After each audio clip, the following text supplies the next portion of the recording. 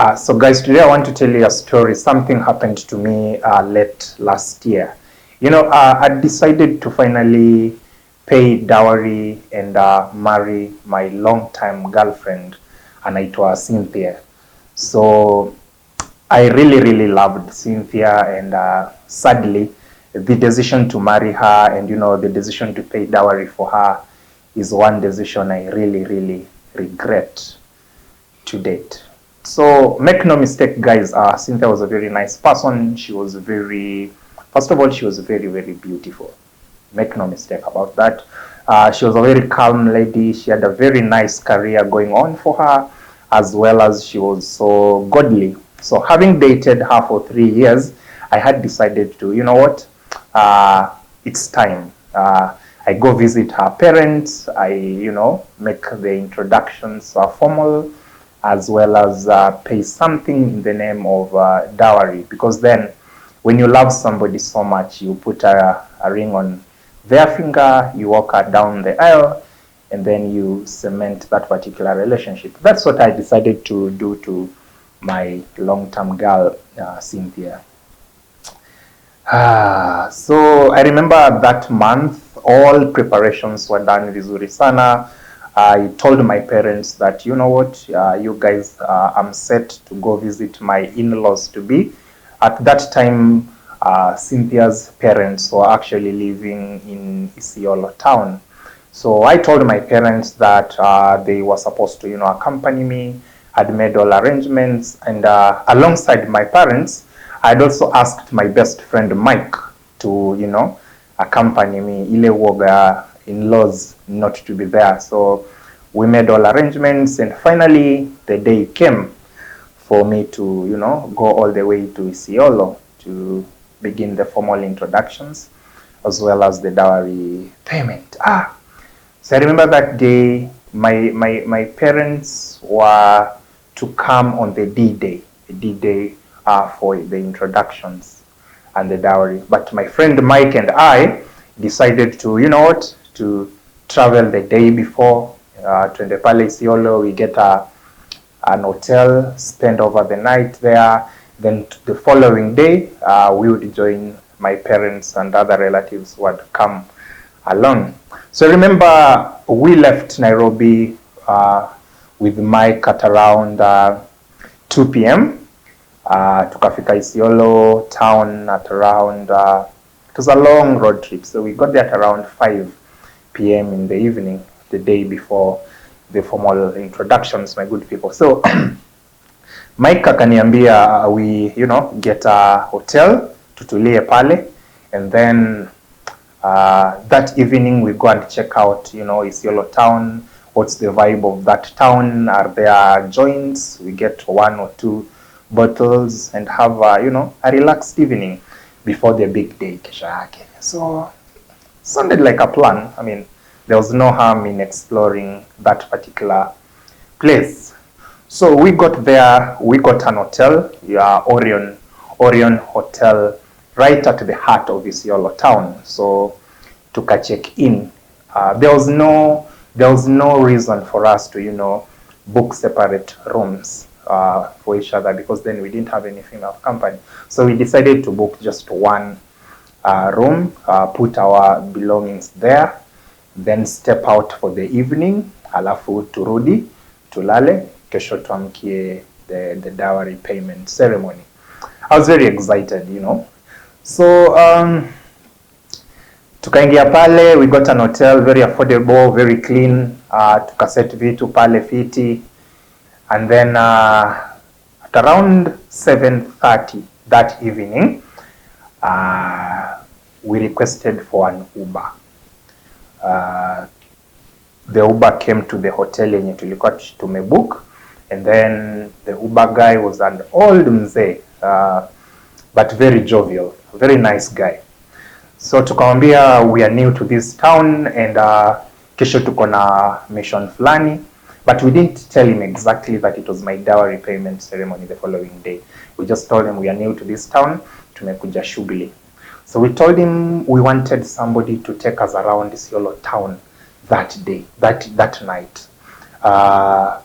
atupeleke to Club Hop kiasi. We just check the vibe of the city, you know. The mzee was like, I got you guys. Akatuambia, don't worry, I'll take you to the best places where you can have fine time and meet fine people. He was just a naughty old mzee.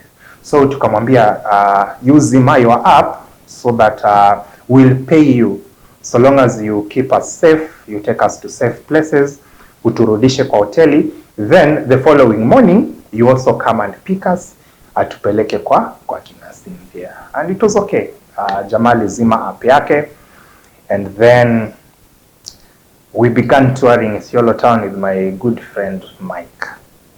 So we told mzee not to worry, we would pay him any amount he needed so long as he kept us safe.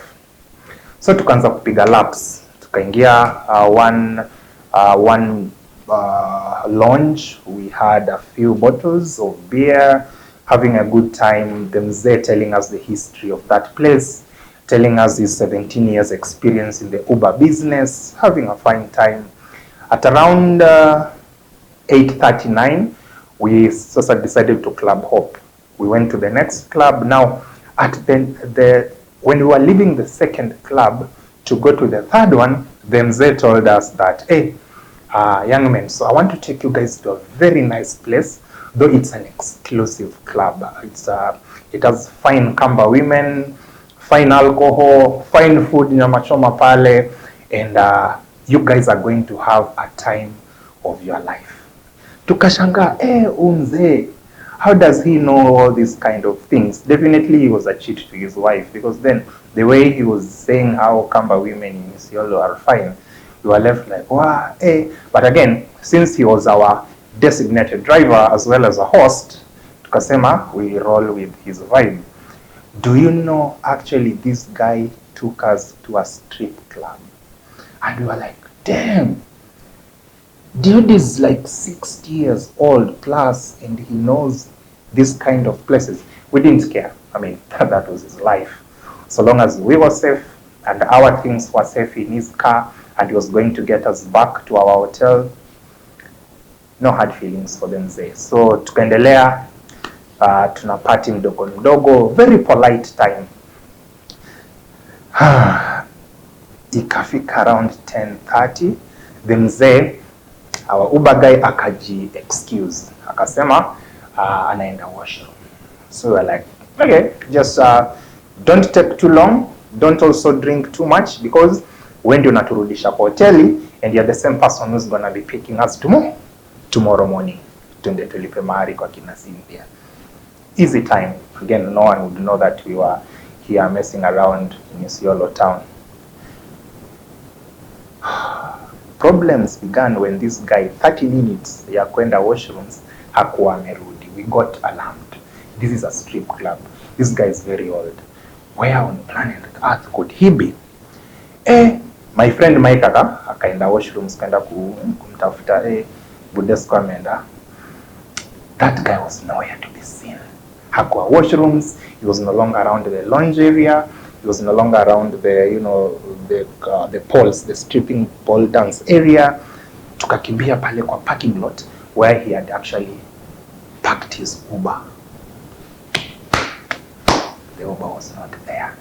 Tukasema bas, tumekaribishwa jiji la Isiolo.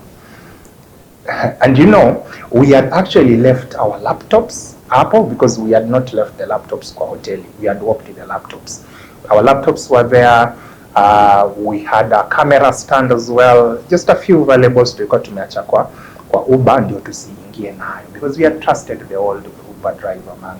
This guy had swindled us. Alikuwa ameteka kila kitu, ameenda missing. His phone off. Remember, we had told him to cancel the Uber ride so that you could have him the entire evening. We would not raise a complaint with Uber. Boss, we were so pissed off. Tumeibiwa, kesho ni dowry payment. Kasema, it's okay. I mean, shit happens. We hired another car with the little money we had left. Tukarudi kwa hoteli yetu, tukalala. Though we didn't enjoy the night. I mean, we were haunted by what the old man. Kumbe wazee pia ni wezi. The following morning, I told Mike manzi tusiambie anyone what has happened. Tuende pale, my parents introductions nini to show respect kwa wazazi wa Cynthia, wakikubali dawari yangu, well and good. Tukimaliza shughuli, tusiendelee kukaa hapa Isiolo, tuingize jiji Nairobi. Mike akasema sawa, we are going to shut and zip our lips. No one was going to know what has happened to us. Tukapiga pale suti zetu fresh baridi manze. Mike was in his African attire, I was in my dark blue suit. We were all looking fresh, ready for the day. We picked another Uber guy. This time around, we didn't ask him to cancel the ride. We wanted legit business now. We were able to maneuver tukafika hadi kwa kina Cynthia. That place was crammed with people. Relatives walikuwa come, women were singing, I beg your pardon, they were dancing, my relatives wamejaa pale, my parents pia nilikuwa washafika, walikuwa wamefika that morning. So I was the man of the hour, tukafika na Mike, tukakaribishwa vizuri, it was awesome. So at that point where my parents wamekaa inside their tent na peros wa my fiancée Cynthia wamekaa pale, and now the speeches want to begin. So to show respect, lazima to cross over to the other tent, her in-laws to be, I greet kina Cynthia's parents. So nikaambia Mike mase nipeleke huko, ukae ka brother zangu mdogo. Nikote buda Cynthia as well as the mom. I had not met them before actually. Do you know when we got to the table, the high table where the parents were sitting, we immediately recognized Cynthia's dad. He was the 61-year-old Uber driver who stole from us yesterday night at a strip club in Isiolo town. That's the end of my story. Subscribe and I'll see you soon.